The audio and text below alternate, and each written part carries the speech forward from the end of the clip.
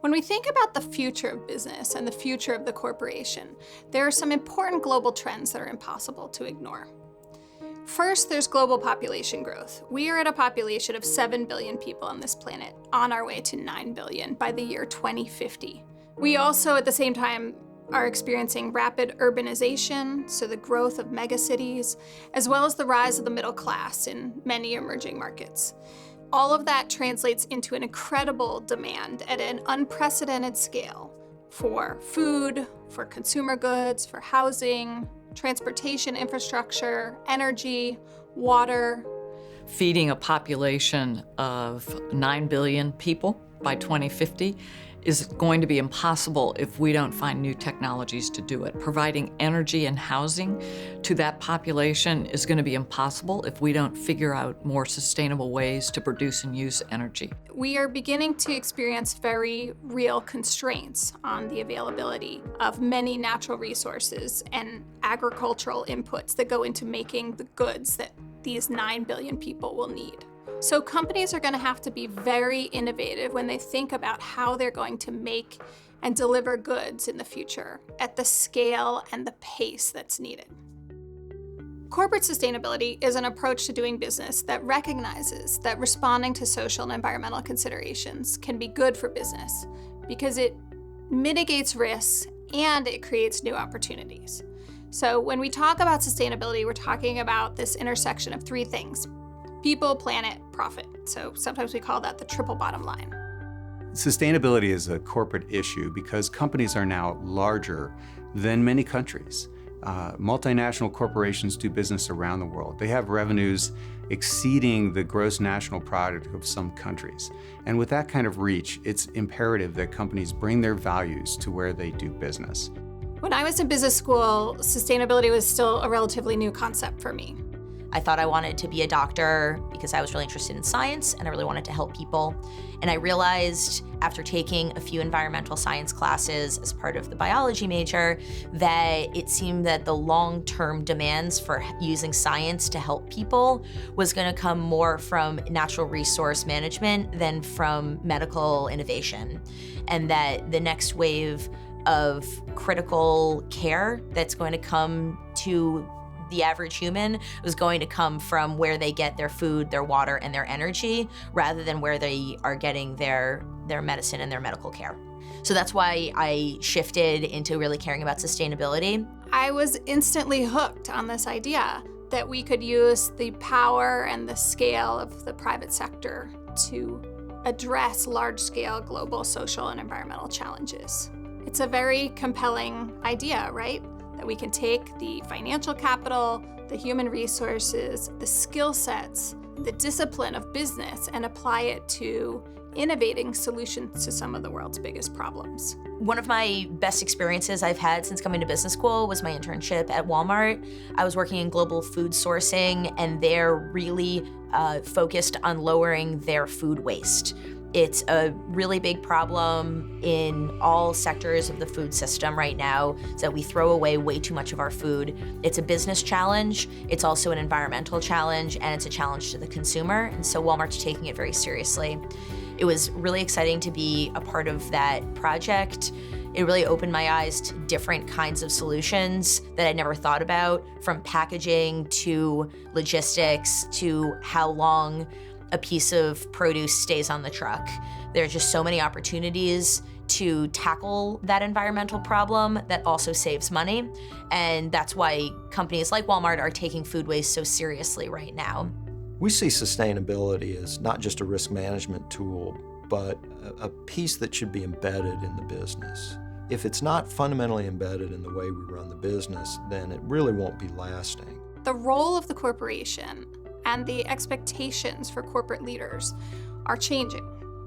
Consumers are demanding more transparency. They care not just about what a product is and what it costs, but they also care about how it was made and where it was made. Sustainability is all about internalizing risks in your supply chain, in your workforce, all the way through to the way your product is made, to the way your product is distributed and then thrown away.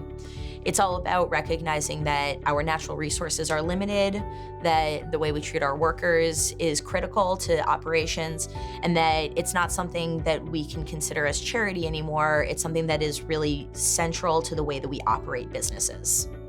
When I began at DuPont in 2004, I think most corporate leaders thought about sustainability in terms of the imprint their company had on the environment. So what were the emissions coming out of their manufacturing plants? What was coming out of the water effluent? How did that impact the environment? And most businesses were focused on reducing that. You know, back in the day, we used to have government on one side, environmental groups on the other side, and companies were sort of in the middle. Now, companies are kind of leading environmental issues. It's no longer okay for companies to just leave environmental and social issues up to government to solve.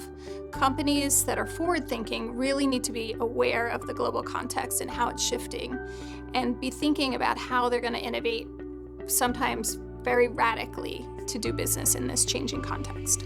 It's gone more from a footprint reduction to an opportunity. How do I grow my business by bringing products that are going to make society more sustainable? And I think the corporate mindset has changed again from looking internally to looking externally. As companies get into sustainability, they realize that there are really strategic opportunities around sustainability as a way of driving innovation in their products, as a way of understanding their supply chain better and finding both more efficient and effective ways to manage their broader business system, as well as understanding where there are kind of red flags embedded in their broader business system that they need to address now before those become liabilities to the company. And then finally, I think companies that really take this on, beginning to see a shift of companies away from a traditional focus on footprint. In other words, all of the impacts that they have and how do they manage or minimize those impacts, to realizing that business is an incredible vehicle for delivering solutions for exactly these kinds of problems. When we think about innovation and sustainability, the possibilities are truly endless.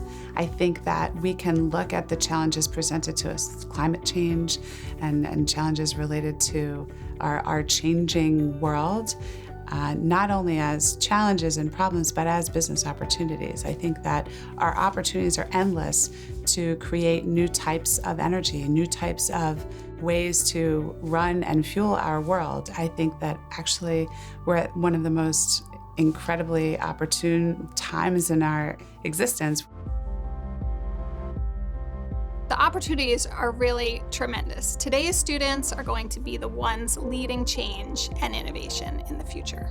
I'm very optimistic about the future because I firmly believe that people act in their best interests, and people's best interests can align with the environment's best interests.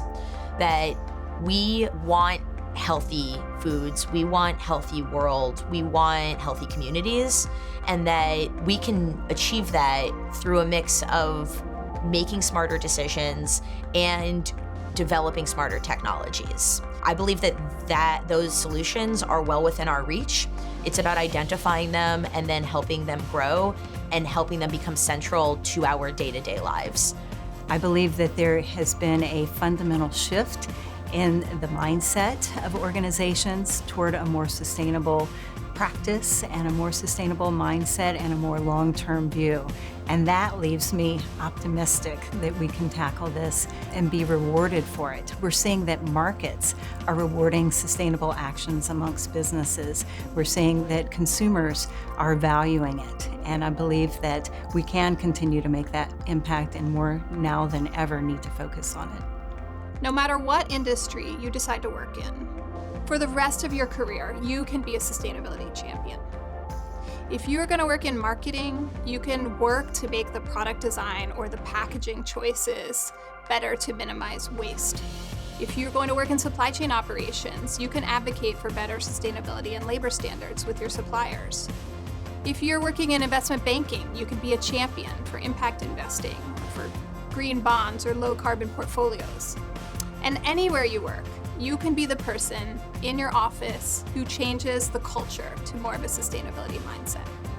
Don't underestimate your potential and your power to make change.